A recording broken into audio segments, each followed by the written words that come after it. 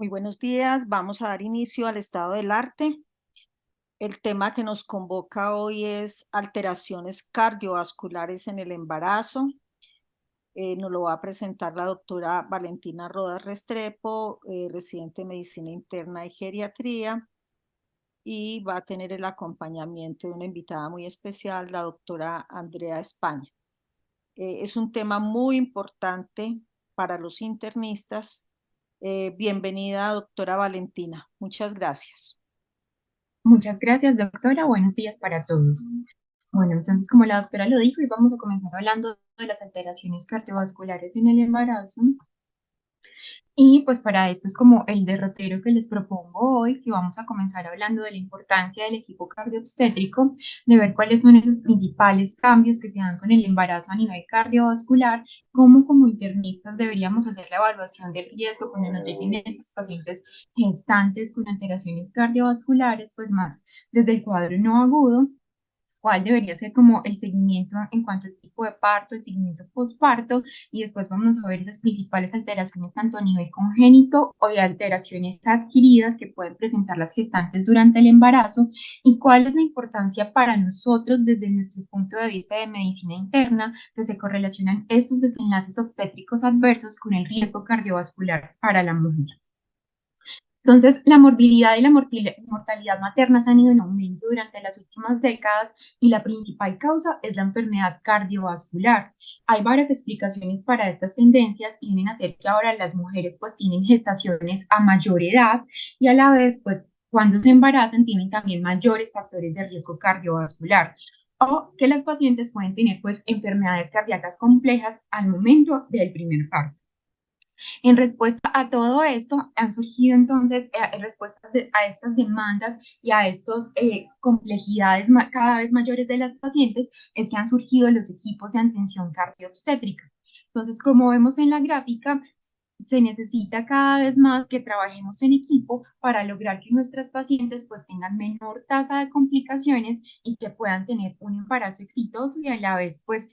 una menor morbilidad y mortalidad materna.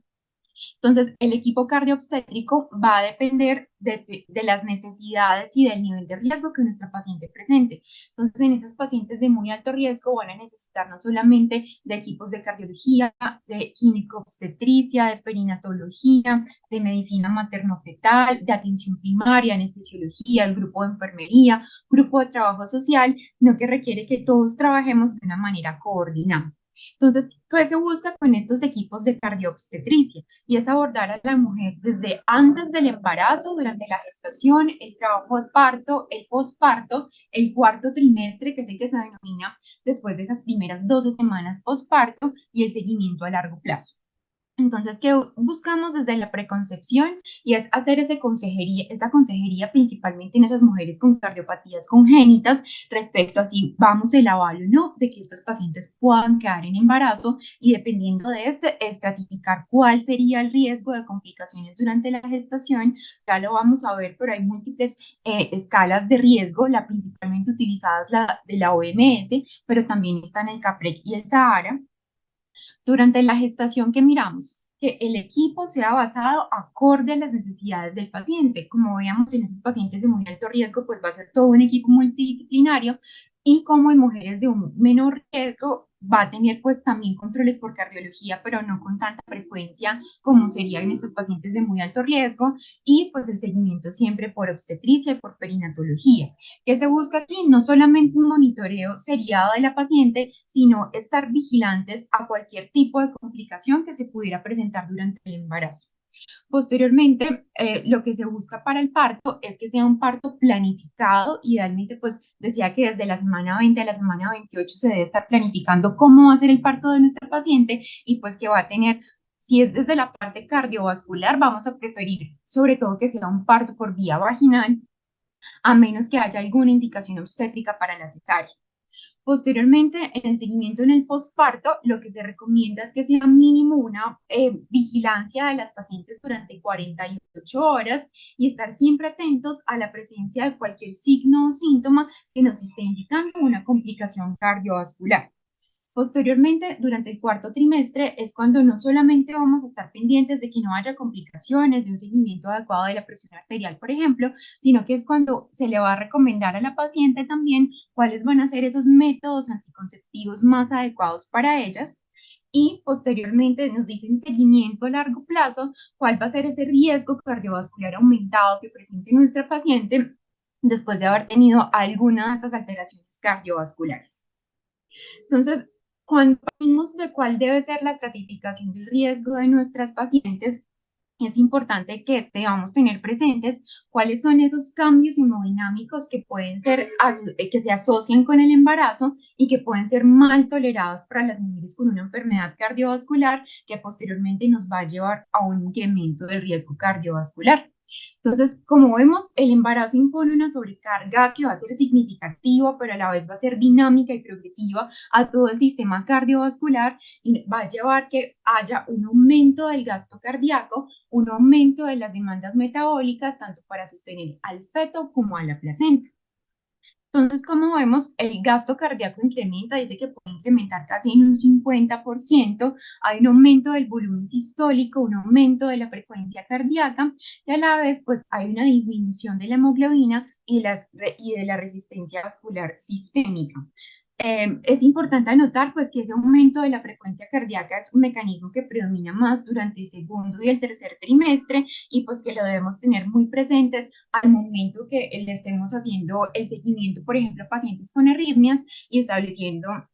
cuáles van a ser esas metas de frecuencia cardíaca que debemos tener con nuestra paciente. Entonces, cuando vamos a realizar esa estratificación del riesgo, debemos tener presentes que tanto una insuficiencia cardíaca agudamente descompensada como las arritmias son las complicaciones más frecuentes que pueden presentar las mujeres con una enfermedad cardiovascular preexistente. Sin embargo, muchas de estas mujeres puede que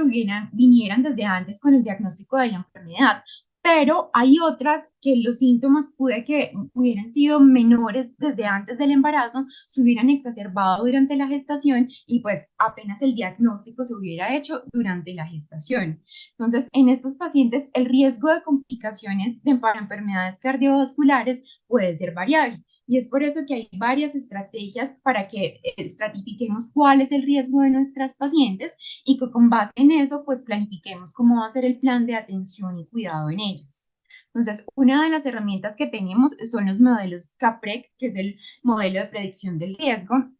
para alteraciones cardiovasculares, pues que tenía presentes si la paciente previamente había tenido arritmias, cuál era la clase funcional, si la paciente había tenido un recambio valvular, si había tenido intervenciones previas y pues con base en el puntaje nos va a predecir cuál es el riesgo de complicaciones a nivel cardiovascular que el paciente presente. El otro modelo es el Sahara, que va más encaminado a pacientes que tuvieran cardiopatías congénitas para definir pues cuál sería el riesgo si se llegasen a embarazar.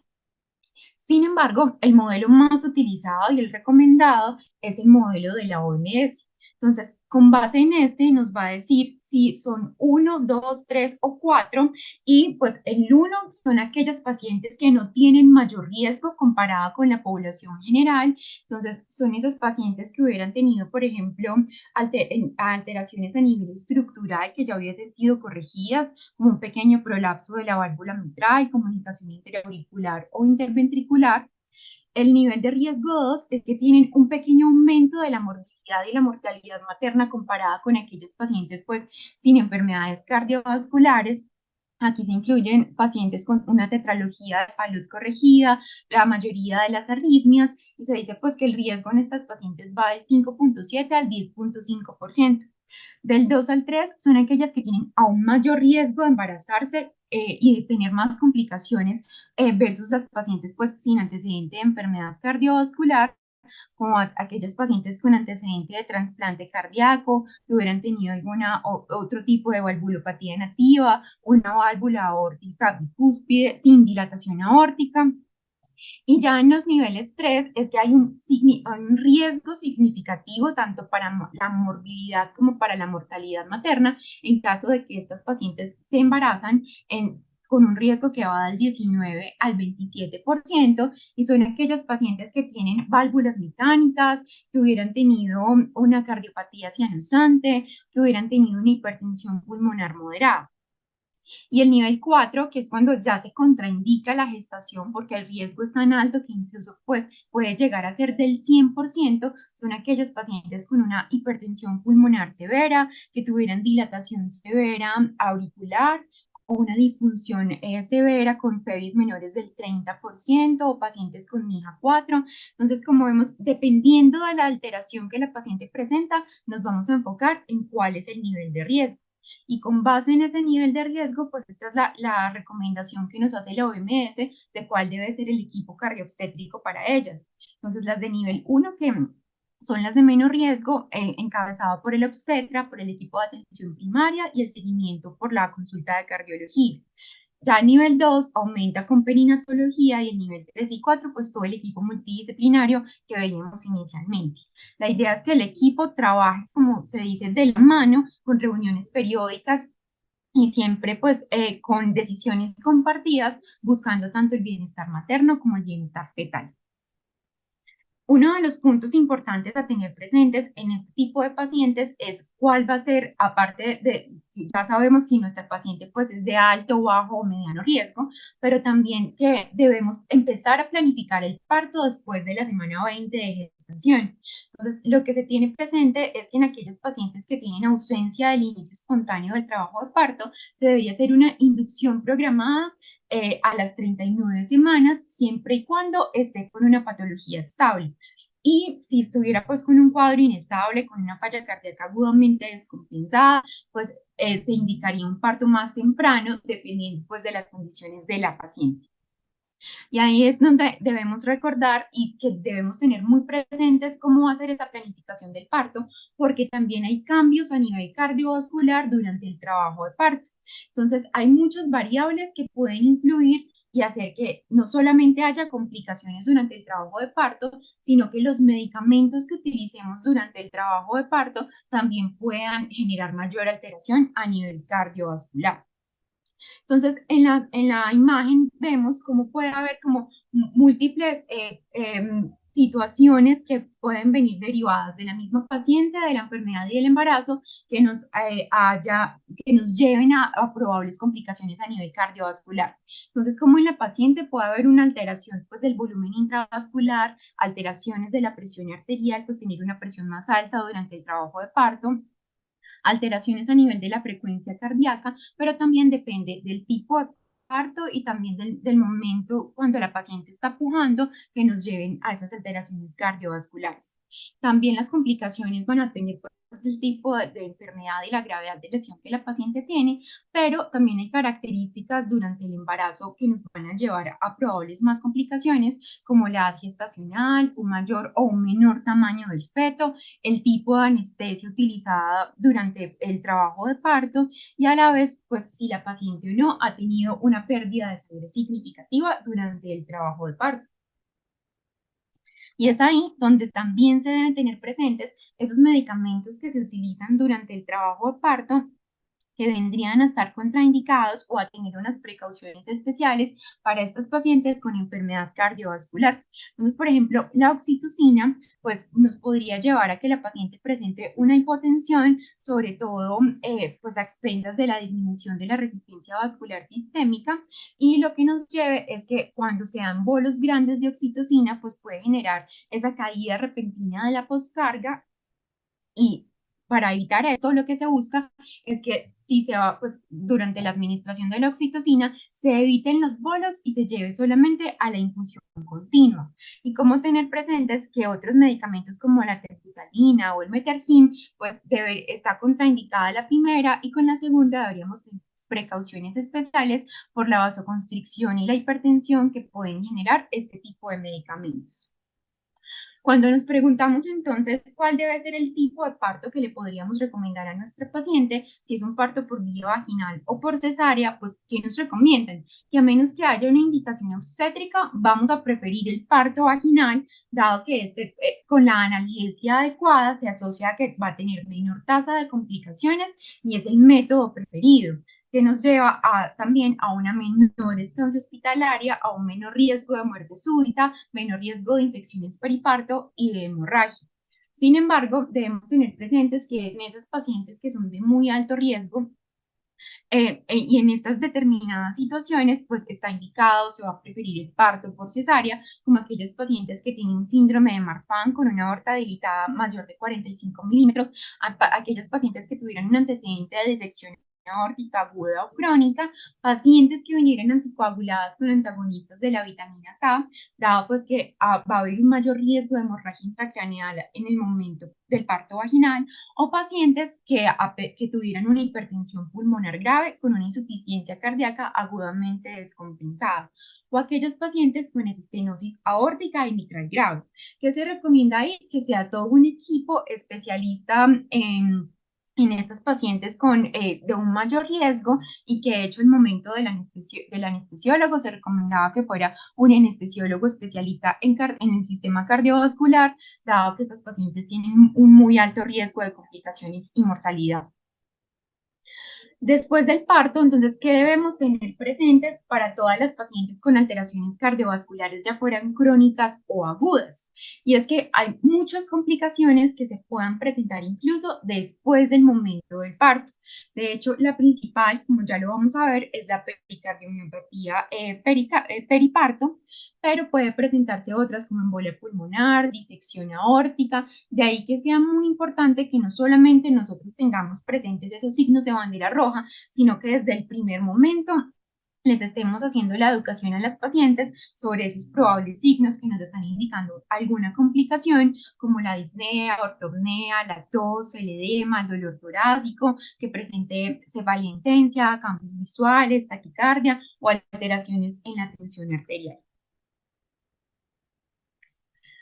Dependiendo entonces de las complicaciones postparto, esas también van a venir de la mano de cuál fue la estratificación inicial del riesgo que le hicimos a los pacientes. Entonces, tener presentes que hay unas condiciones que nos van a aumentar el riesgo de complicaciones postparto, como aquellas pacientes que tuvieran una cardiomiopatía, que tuvieran compromiso valvular izquierdo, pacientes con obesidad, pacientes con hipertensión pulmonar o que hubieran presentado trastornos hipertensivos. ¿Cuáles son entonces esas potenciales complicaciones cardiovasculares? Pues las principales son la falla cardíaca y las arritmias, pero también pueden presentar disección aórtica, tromboembolismo, SB, arritmias malignas, hipertensión maligna o una disección coronaria. Entonces, para esto nos recomiendan que estas pacientes que son de muy alto riesgo nos vayamos a un monitoreo mínimo en la unidad de cuidado intermedio o la unidad de cuidado crítico obstétrico durante 72 horas, vigilando que no vayan a presentar pues, alteraciones en sus constantes vitales. Y decía que estar muy pendientes de evaluar tanto el estado de volumen de las pacientes, los signos y los síntomas de falla cardíaca, y de hecho se recomendaba hacer el seguimiento con los niveles de ProBNP en estas pacientes, y que en aquellas pacientes que tengan muy alto riesgo de arritmias, pues estar con la telemetría, con una vigilancia constante, pues para en caso de que se detecten, iniciar un tratamiento de una forma oportuna. Pero tener presentes, pues que en las pacientes que tal vez tuvieran unos niveles de riesgos más bajos, deberíamos tener esa vigilancia durante mínimo 48 horas, y también estar haciendo seguimiento con ecocardiograma o con electrocardiograma, dependiendo de la situación en la que se presente nuestra paciente. Posteriormente, para el seguimiento durante el cuarto trimestre, es decir, esas primeras 12 semanas postparto, lo que se debe hacer es que se necesita también del equipo multidisciplinario, pero ahí pues lo que buscamos con la paciente es evaluar, aconsejar y tratar. Nuevamente evaluar que todas las constantes vitales, la presencia de signos de sobrecarga, pero que aquí también es importante mirar si nuestra paciente pues tiene cuadros de depresión postparto y cuál es su estado anímico en este momento. si la paciente tiene una adecuada red de apoyo familiar, si hay barreras para el cuidado, si la paciente está teniendo una adecuada adherencia a la lactancia materna. Posteriormente, cuando identificamos si hay alguna alteración a este nivel, es que buscamos aconsejar a la paciente y tratar a la paciente pues con base en las necesidades que tenga. Y aquí un punto muy importante que se debe abordar es la consejería en cuanto a la anticoncepción en las pacientes, que de hecho, dependiendo, generalmente la anticoncepción se recomienda dependiendo de la patología que ella presentara. Pero pues en general lo que se recomienda es que si la paciente tiene una paridad satisfecha, sea a través de la cirugía, ya fuera de la paciente inicialmente y posteriormente pues de la pareja también es como la otra opción, y hacerles mucho énfasis en que los combinados hormonales pues estarían contraindicados para los combinados hormonales sí estarían contraindicados para las pacientes con patología cardíaca. Ahora vamos a ver como las principales alteraciones, inicialmente congénitas y posteriormente las adquiridas que pueden presentar pues las pacientes gestantes a nivel cardiovascular. Y es importante hacer mención a estas cardiopatías congénitas, dado pues que es la afección cardiovascular que más comúnmente vamos a encontrar en las pacientes embarazadas.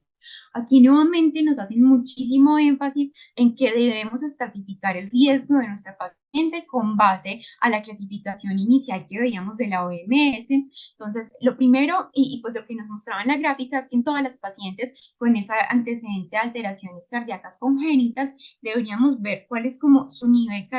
con qué nivel cardiovascular partimos, es decir, mirar cuál es la clase funcional de la paciente al inicio del embarazo, y que ahí también pues se podría recomendar en algunas pacientes antes del embarazo que realizáramos el test de ejercicio y la estratificación en ellas.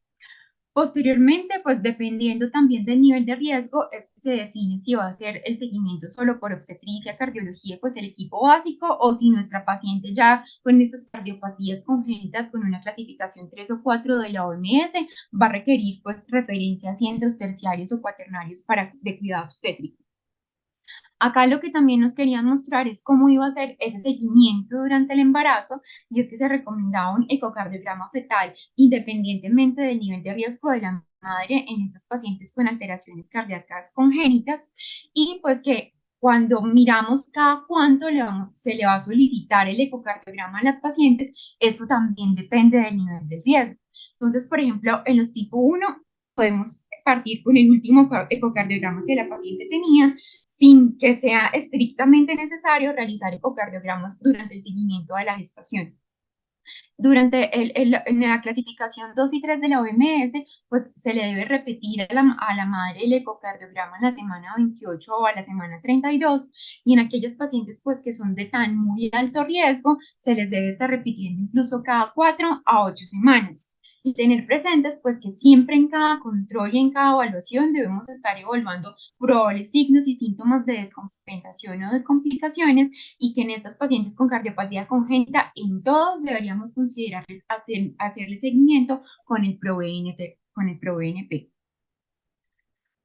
¿Qué debemos tener presentes? Que las pacientes que tienen hipertensión pulmonar son pacientes que tienen muy alto riesgo en caso de embarazarse. De hecho, son las que se clasifican en el grupo 4 de la OMS, y esto es derivado pues de los riesgos de una descompensación de la falla cardíaca. Entonces, estos pacientes tienen una alta mortalidad, y pues de hecho en la mayoría está contraindicada la gestación, pero pues si la paciente ya nos llega a la consulta y vemos pues que tenía el antecedente de cualquiera de esas patologías que la llevara a una hipertensión pulmonar severa, debemos tener presentes pues cuáles son como esos mecanismos fisiopatológicos que la van a llevar finalmente a la descompensación de la falla, como es el aumento del gasto cardíaco, que van a llevarnos finalmente a un aumento de la presión arterial pulmonar, como esas pacientes pues están en un estado de hipercoagulabilidad que nos va a llevar a un aumento significativo de una embolia pulmonar, como nos puede llevar a un aumento de la presencia de arritmias, principalmente de taquiarritmias, y finalmente de una cardiopatía isquémica. Y tener presentes en estos pacientes pues que durante el trabajo de parto y el posparto también pueden tener mayor presencia de complicaciones, sobre todo por la sobrecarga de volumen hacia el ventrículo derecho. Voy a tratar de resumir en las tablas cuáles son como esas principales cardiopatías congénitas y lo que nos muestran como el resumen en la tabla es cuáles deben ser. Primero, las complicaciones que debo tener en mente según la patología que mi paciente tuviera, cuál debe ser el seguimiento que le voy a hacer, es decir, cada cuánto va a estar indicada la realización del ecocardiograma de la paciente, cuál debería ser el tipo de anestesia recomendada, pues que en la mayoría de casos es considerar la anestesia epidural para el tipo de parto. Y lo otro es que nos hacen nuevamente énfasis que la vía de parto preferida, a menos que sean pues las indicaciones que previamente habían mencionado, va a ser la vía vaginal. Y acá pues el riesgo de consideraciones de las probables complicaciones postparto que presenta la paciente en la última columna.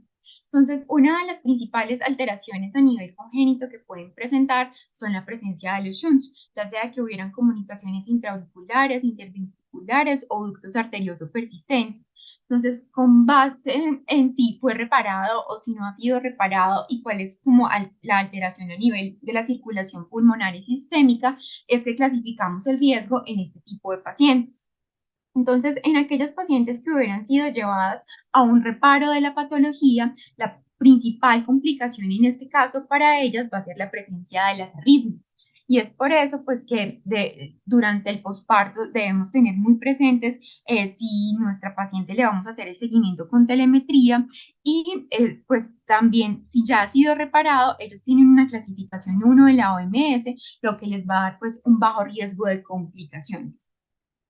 Aquellas pacientes que no hubieran sido llevadas a reparo de estas patologías, vamos a mirar cuál es la relación de la circulación pulmonar con la circulación sistémica y pues cuando es menor de 1.5 va a ser una clase 2 de la OMS, pero cuando esa diferencia es mayor de 1.5 ya va a ser clase 2 a clase 3 de la OMS. ¿Qué es importante tener presente a considerar en estas pacientes? Y es que aquí ya deberíamos indicar el ASA profiláctico 81 miligramos o enoxaparina profiláctica por el riesgo de embolia paradójica que pueden presentar estas pacientes y pues tener presentes que en ellas la potencial complicación también aparte de las arritmias puede ser esa descompensación de la falla cardíaca.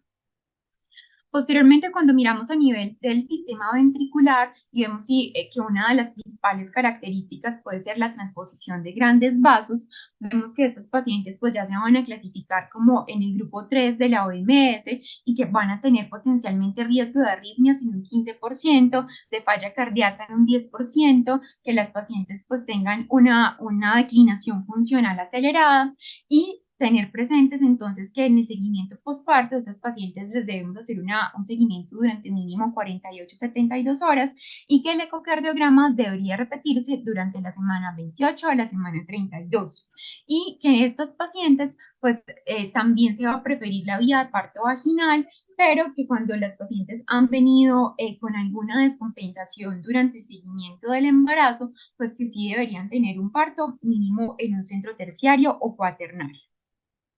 En esta, pues, resumimos otro tipo de alteraciones que pueden presentar a nivel congénito, como la tetralogía de Fallot, la coartación de la aorta, y pues tener muy presentes que estas pueden presentar alteraciones a nivel hipertensivo, disección aórtica o incluso, pues,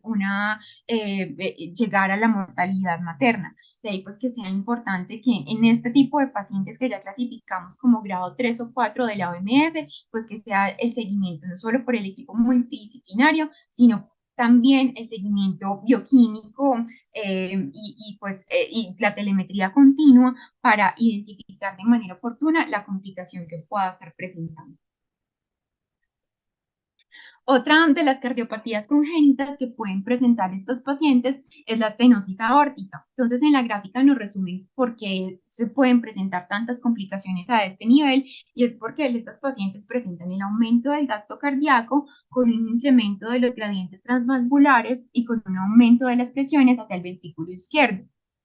que finalmente nos pueden desencadenar la descompensación de la falla cardíaca, las arritmias o el síncope. Entonces, ¿cuál sería como el algoritmo recomendado para estos pacientes? Y es primero la consejería antes del embarazo y ver pues qué tan viable podría ser dependiendo del estado funcional de nuestra paciente. En este caso nos indican que le hagamos el test de ejercicio a las pacientes y pues que si las pacientes están sintomáticas o tienen un compromiso estenótico moderado, primero deberíamos llevarlos a la intervención de la válvula antes de recomendar la gestación.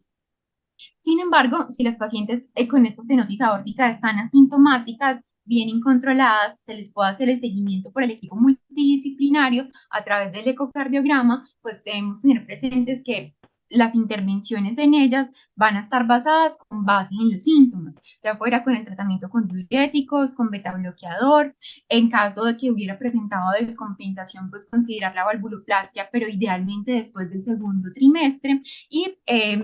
nuevamente considerar al momento del parto si va a ser un parto por vía vaginal, lo que recomiendan es que en la segunda fase del trabajo de parto idealmente pues fuera asistido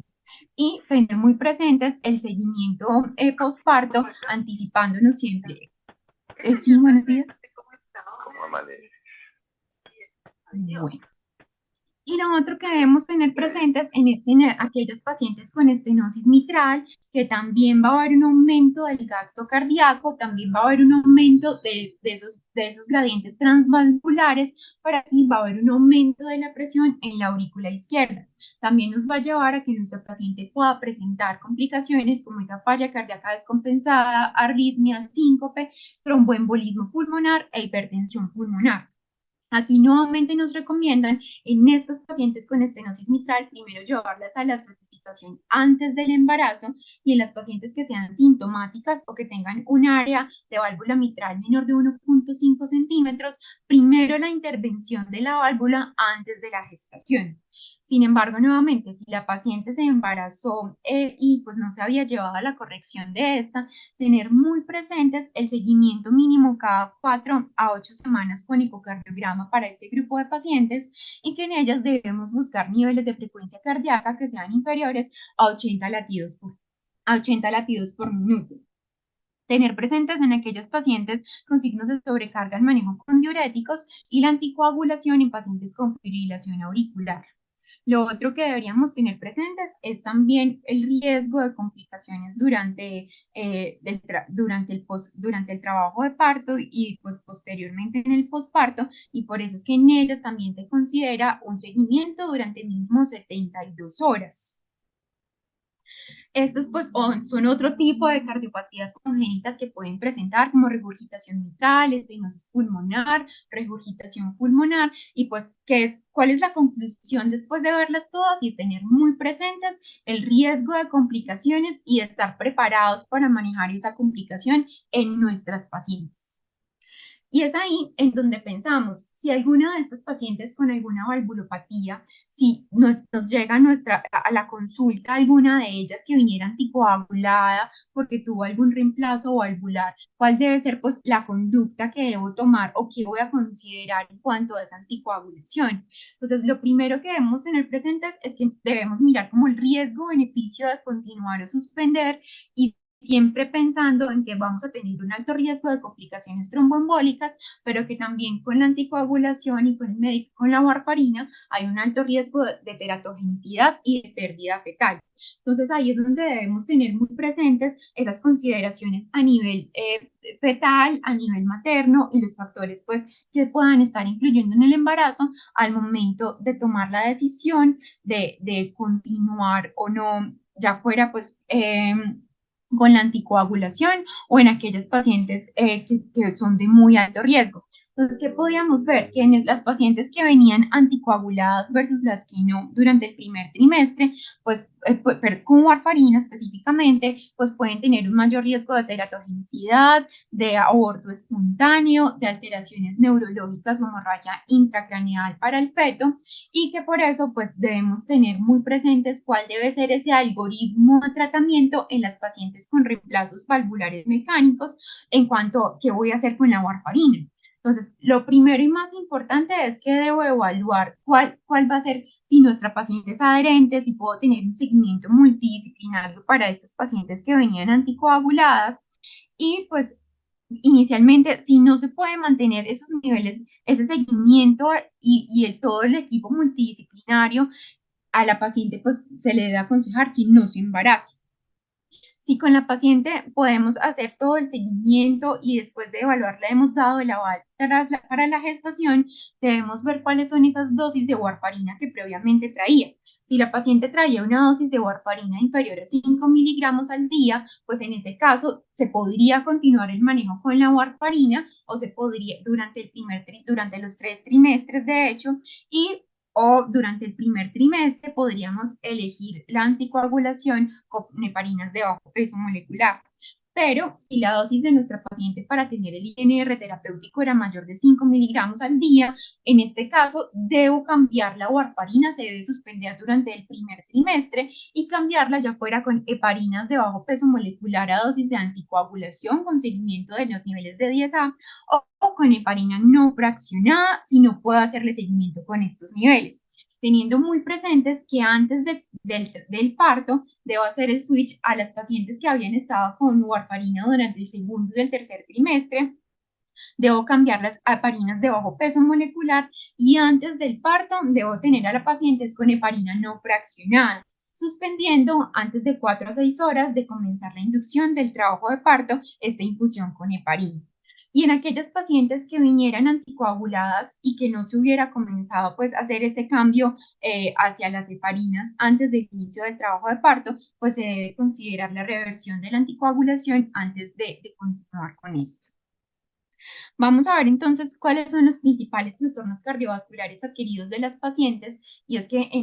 como las mujeres pueden estarse embarazando cada vez a edades mayores, pues también se van a presentar en mayor medida este tipo de complicaciones, como pueden ser la cardiopatía isquémica, la miocardiopatía, las arritmias o los desórdenes hipertensivos del embarazo. Aquí esta es como la gráfica central que nos resume cuáles son todas aquellas consideraciones que debemos tener presentes con cada una de estas pacientes que vamos a ver a continuación. Entonces, las arritmias durante el embarazo, como veníamos viendo, no solamente en estas pacientes que puedan presentar una arritmia de nuevo, sino que es una de las principales complicaciones que puedan presentar estas mujeres con cardiopatías congénitas. Tener presentes que ellas nos pueden referir palpitaciones, pero no las gestantes, pero que no necesariamente se correlaciona con arritmias. Por eso tener muy presentes un examen físico adecuado y la realización del electrocardiograma. Entonces, cuando nuestras pacientes se presentan con taquiarritmias, ¿qué debemos hacer? El manejo debe proceder como lo haríamos con una paciente que no está en embarazo, pero con unas recomendaciones especiales. Primero, entonces, si vamos a requerir con nuestra paciente una cardioversión sincronizada, debemos tener presentes que está segura durante todas las etapas del embarazo y pues que la dosificación de cuántos joules debo administrar a la paciente es la misma que en aquellas pacientes que no están embarazadas. Si nuestra paciente va a requerir reanimación, tener muy presente entonces si el útero es palpable a nivel por encima del ombligo, debo hacer una desviación hacia la izquierda para evitar pues la compresión aortocava y posteriormente continuar con todo el proceso de RCP, como lo dicen las guías, acorde como si la paciente, pues no es, acorde como se haría con cualquier otro paciente. En casos de taquicardia ventricular, se debe considerar en el contexto de arritmias que puedan ser potencialmente mortales o cuando ya han fallado, pues otro tipo de terapias, el uso de la miodarona, pero teniendo muy presentes, pues que pudo tener también complicaciones a largo plazo y que solo sería con estas pacientes que están críticamente inestables. Y que cuando la paciente está inestable, pues la cardioversión sincronizada también sería la indicación. Y que si la paciente tiene una taquicardia supraventricular, pues las maniobras vagales también se pueden realizar con seguridad a estas mujeres embarazadas con taquicardia supraventricular, y que si las maniobras vagales, pues las pacientes no obtienen una adecuada respuesta, el fármaco a seguir también va a ser la adenosina. En pues es como el gráfico de lo que deberíamos tener presentes cuando nos encontramos con este tipo de pacientes, pero pues es como el resumen que previamente veíamos de esos algoritmos de tratamiento de taquiarritmias. que es importante tener presentes que en estas debemos estar haciendo idealmente el monitoreo fetal y tener presentes que nuestras pacientes pueden tener un mayor riesgo de broncoaspiración y tener presentes también que debemos continuar con la tromboprofilaxis en nuestras pacientes gestantes. En cuanto a la taquicardia supraventricular, pues no estaba claro si el embarazo aumentaba el riesgo de taquicardia supraventricular, pero lo que sí se ha visto es que las pacientes con antecedente de esta, hasta más del 85% de estas pacientes pueden presentar un empeoramiento de los síntomas. Y en cuanto a la fibrilación auricular, pues lo que se ha visto es que los datos óptimos sobre el tratamiento de la EPA aún son datos limitados. Sin embargo, es tener claro que como el embarazo también es un estado de hipercoagulabilidad, nuestras pacientes pues deben estar anticoaguladas y los anticoagulantes directos tienen unos perfiles de seguridad aún desconocidos durante el embarazo, de ahí que el método de anticoagulación ideal para estas pacientes sea la heparina, no, la heparina de bajo peso molecular y únicamente si vamos a considerar el tratamiento con warfarina, se considere después del primer trimestre. En cuanto a otras consideraciones, en cuanto a las taquiarritmias, pues algunas pacientes puedan requerir ablación con catéter. Esta idealmente se debe evitar durante el embarazo, pero se puede considerar en ocasiones para pacientes con arritmias refractarias a la terapia médica, teniendo muy presentes que se buscan radiaciones, con un control de la radiación y un protector a nivel uterino, pues a nivel abdominal, cuando se requiere la ablación y si se requiere, pues realizarla idealmente después del primer trimestre. Si nuestra paciente requiere un dispositivo implantable o ya tenía un dispositivo implantable, decía que el tener un dispositivo no era una contraindicación absoluta para que la paciente quedara en embarazo y pues que dependía de cuál era su estado funcional y después de la estratificación que hicimos y que la mayoría de las pacientes con bradiarritmias que no requieren un marcapasos permanentes desde antes del parto podrían manejarse de manera segura sin requerir marcapasos transvenosos o transcutáneos temporales durante el trabajo de parto o durante la cesárea. Que es importante que debemos tener presente con estas pacientes con antecedentes de arritmias o que la tenía medicada para las arritmias, y es que la mayoría de medicamentos antiarrítmicos para estas pacientes, lo que uno debe hacer es sopesar riesgo-beneficio del uso de estos, teniendo presente que la mayoría son categoría C, solamente pues la lidocaína vendría a ser categoría B, y pues tener presentes cuáles pueden ser el tipo de riesgos que nos llevan durante la gestación. En cuanto a las bradiarritmias, nuevamente como las taquiarritmias, los protocolos van a ser los mismos, protocolos estándar que utilizaríamos con las pacientes no gestantes. Y en cuanto al síncope, pues tener muy presentes que las pacientes pues, con antecedente de cardiopatía congénita van a tener un mayor riesgo de síncope cardiogénico, pero que también los pacientes pueden tener cuadros de hipotensión ortostática que las pueden llevar a experimentar no solamente el síntoma, sino una exacerbación pues, de los síntomas previos al embarazo en aquellos pacientes que venían, por ejemplo, con antecedentes de síncope vasovagal. Importante que nos decían que tener presentes en ellas las modificaciones del estilo de vida, el aumento del aporte de líquidos, pues cuando presentan este tipo de síntomas, de síncopes, y que si los síntomas son persistentemente graves o refractarios a las modificaciones del estilo de vida, pues ya se debe considerar la medicación, pero pues siempre de la mano de cardiología. Aquí pues quise colocar la gráfica de los algoritmos, cuáles eran como esas consideraciones especiales, pero la coloqué sobre todo para que no se nos olvide que a pesar que los algoritmos vendrían a ser como estas pacientes no gestantes, tener siempre presentes el desplazamiento hacia la izquierda, el desplazamiento uterino para evitar esa compresión aortocava y pues que en nuestras pacientes tener presentes el monitoreo fetal en caso pues de que lo tuviéramos a la mano y que a la vez debemos estar teniendo presentes, quise colocar también este algoritmo porque nos resume cuáles son esas condiciones que debemos tener presentes en la paciente gestante que la pudo haber llevado pues, al paro cardíaco. Entonces, no solamente vamos a pensar siempre en las T's y en las H's, sino que nuestra paciente gestante podríamos considerar otras complicaciones como el sangrado, que hubiera sido pues por hipertensión, por fiebre, por infección o por un trastorno embólico. Y que en aquellas pacientes, y acá pues lo podemos dividir entre intervenciones maternas o intervenciones obstétricas, que en aquellos pacientes que entren en paro cardíaco, que hubiera venido previamente en tratamiento con sulfato de magnesio, la administración pues del calcio intravenoso y continuar con todo el protocolo de reanimación. O en aquellos pacientes que, no que lleven pues los primeros 2 a 3 minutos en paro cardíaco, pues prepararse para hacer la cesárea perimortem.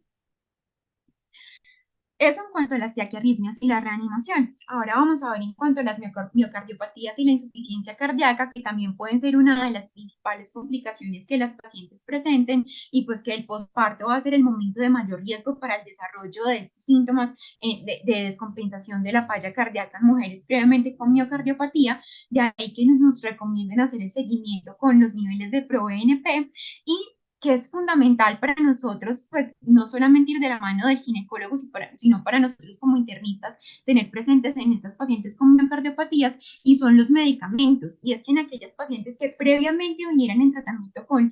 IECA o con ARA2, pues se deben suspender durante la gestación y podríamos continuar con el tratamiento con los beta bloqueadores. También tener presentes que medicamentos como la espironolactona también están contraindicados durante la gestación. En cuanto a estas pacientes que tengan ya una falla cardíaca agudamente descompensada, tener muy presente el algoritmo de sus criterios de severidad, que son pacientes con NIHAS 3, con pacientes con hipotensión sostenida, con frecuencia cardíaca mayor de 130, pacientes desaturadas, que tengan esos perfiles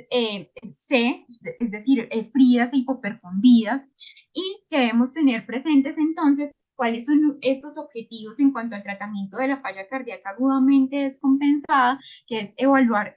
optimizar el volumen de la paciente, optimizar la oxigenación, el uso de inotrópicos o vasopresores, pues dependiendo de la condición clínica, y en aquellas pacientes que ya están agudamente descompensadas, pues considerar esa cesárea de emergencia. En cuanto a la miocardiopatía periparto, entonces este es un tipo específico de insuficiencia cardíaca sistólica que lo que hace es que ocurre hacia el final del embarazo o hacia los primeros meses siguientes. Cuando hacemos el diagnóstico de esa miocardiopatía periparto, y es cuando la PDI es menor al 45% en ausencia de una cardiopatía preexistente o de alguna otra causa identificable de insuficiencia cardíaca. ¿Cuándo la voy a sospechar? En aquellas pacientes que al final del embarazo o al inicio del puerperio tengan síntomas de falla cardíaca de aparición de novo. ¿Cuál va a ser el tratamiento de esta? Pues el manejo va a ser similar para aquellos pacientes que tengan una insuficiencia cardíaca con una fiebre deprimida de alguna otra etiología, teniendo siempre en consideración que los IECA, los ARA2 o la terapia con ARNI se debe evitar durante el embarazo, y que el enalapril y el captopril sí son seguros durante la lactancia, o sea, ya en el posparto sí podríamos iniciar la terapia. Y que la bromocriptina es una terapia que se ha estudiado para estas pacientes con miocardiopatías peripáricas. Otra de las cardiomiopatías que debemos considerar en las pacientes es la miocardiopatía hipertrófica. Entonces, igual con ellas que debemos tener presentes es el manejo de la frecuencia cardíaca, que podemos continuar el tratamiento con los beta bloqueadores, y que cuando vamos a utilizar los antagonistas de los canales de calcio, podríamos utilizar el diltiazem o el verapamilo, que podrían ser seguros durante la gestación, y pues siempre ir de la mano de ese seguimiento multidisciplinario que veníamos haciendo énfasis desde el inicio de la presentación, y que en estas pacientes, pues que el parto vaginal también va a ser la indicación, pero que como tienen un mayor riesgo, deberíamos considerar pues con asistencia durante la segunda etapa del trabajo de parto. Un punto importante que debemos anotar ya para ir culminando son esos trastornos hipertensivos del embarazo. Entonces, recordar que nuestros pacientes pueden tener hipertensión crónica con o sin preeclampsia, la hipertensión gestacional cuando comienza después las cifras de tensión arterial de 140 a 90 después de la semana 20 sin disfunción de órgano blanco, la presencia de preeclampsia o la presencia de eclampsia. Que es importante tener presentes cuando los pacientes tienen esos trastornos hipertensivos, y es que se asocian a resultados adversos y a un mayor riesgo de enfermedad cardiovascular a largo plazo,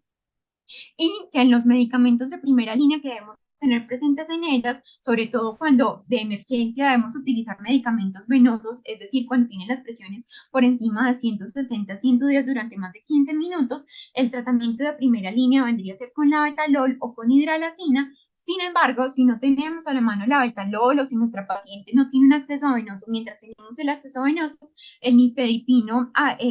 durante de 10 a 20 miligramos, repitiéndolo cada 20 minutos, podría ser una terapia de inicio. Que es importante tener presente que si bien la presión arterial puede disminuir durante las primeras 48 horas posteriores al parto, puede aumentar nuevamente del tercer al sexto día debido a los cambios en los líquidos. Y que debemos estar siempre teniendo presente entonces todo el monitoreo de la paciente, evaluando signos de alarma, mirando pues que no vaya a tener nuestra paciente una preeclampsia, o sea, con presencia de trombocitopenia, la alteración de la función hepática, insuficiencia renal, edema pulmonar, teniendo siempre presente pues esos signos de bandera roja también en ellos, como los vemos en la gráfica, y que en nuestras pacientes ya con este tipo de complicación pues consideran la profilaxis con sulfato de magnesio, teniendo siempre presente mantenerlo en rangos terapéuticos y vigilando los reflejos y pues que nuestra paciente no vaya a entrar en una dificultad respiratoria. Fundamental entonces el tratamiento con los antihipertensivos, con el nifedipino oral, si no tengo de momento la betalol o la hidralazina, y que en estos pacientes pues que el trabajo de parto idealmente se debería llevar mínimo hasta la semana 37,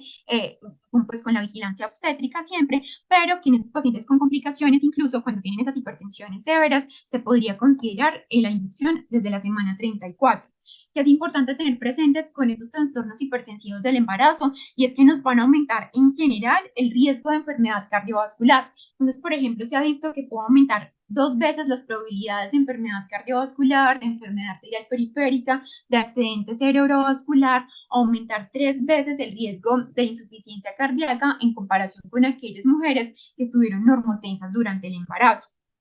Aquí que es fundamental ver cuáles son esos mecanismos que vinculan esos trastornos hipertensivos del embarazo con las enfermedades cardiovasculares. Entonces, ¿qué es lo que nos quiere mostrar? Que es un mecanismo que es heterogéneo, que va a depender tanto de factores previos de la madre, si era una madre primigesta o si por el contrario era una madre multigestante, antecedentes genéticos, si la madre de nuestra paciente había tenido previamente alteraciones también durante el embarazo, si la paciente previo al embarazo tenía hipertensión, obesidad o diabetes, y también pues incluye la edad materna, la raza y la historia familiar. De ahí que depende, entonces también hay que ver cuáles han sido esas adaptaciones hemodinámicas durante la gestación, y también ver que hay un proceso de senescencia, de inflamación y de angiogénesis, que todos en conjunto pueden llevar a una disfunción endotelial, a un proceso proinflamatorio y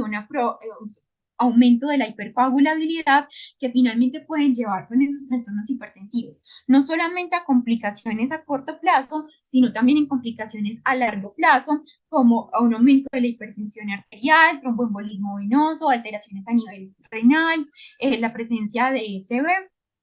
y tener presentes ese impacto intergeneracional, y es que si la madre tuvo complicaciones, también hay un alto riesgo que se presenten complicaciones a largo plazo durante la familia.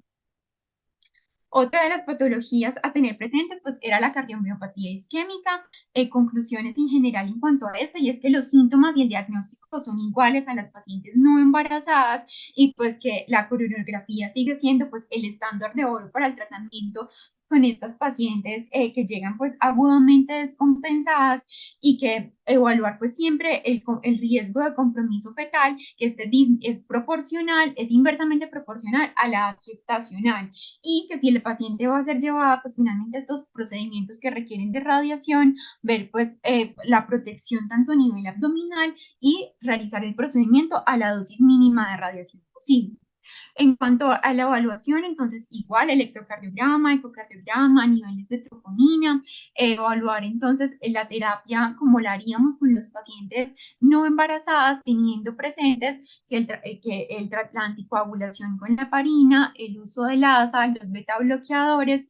nos podrían llevar pues, a hipotensión en estos pacientes con cardiomiopatía isquémica. Entonces, tener presentes esos medicamentos que deberíamos continuar o suspender en las pacientes con cardiopatía isquémica. Entonces, el ACE segura,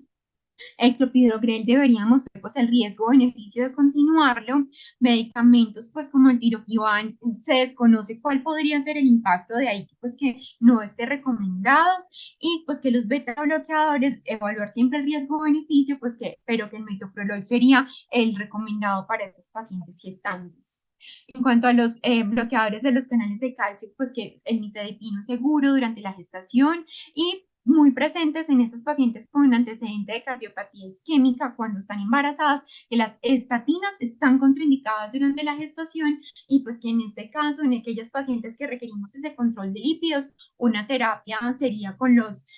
secuestradores pues, de ácidos biliares, y siempre presentes que los IECA y los ARA2 están contraindicados durante la gestación.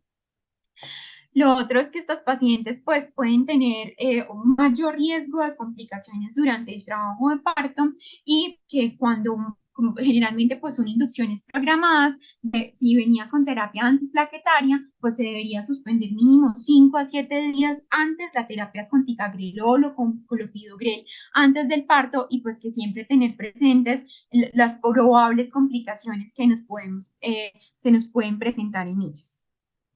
Un punto importante ya para culminar son esas implicaciones a largo plazo que tienen estas afecciones cardiovasculares o desenlaces adversos durante la gestación para nuestras pacientes, o sea, qué tanto nos aumenta el riesgo cardiovascular. Y es que se ha visto que estas pacientes que presentan trastornos hipertensivos del embarazo, parto prematuro, bajo peso al nacer, a largo plazo van a tener un mayor riesgo cardiovascular, así ya tengamos un control de la presión arterial o un control de sus niveles de azúcar en aquellas pacientes que tuvieron diabetes gestacional versus aquellos pacientes que no presentaron este tipo de complicaciones durante la gestación. Entonces, ¿qué es lo que nos invitan? A que en las mujeres miremos no solamente los factores de riesgo tradicionales, sino también ese tipo de riesgos, de factores de riesgos emergentes, como lo describían en los textos, y es que en ellas no vamos a ver solamente los niveles de lípidos, hipertensión, diabetes, obesidad, sino que también debemos tener presentes al momento de valorar el riesgo de una mujer, la depresión, a qué edad le llegó la menopausia, qué tipo de complicaciones tuvo durante la gestación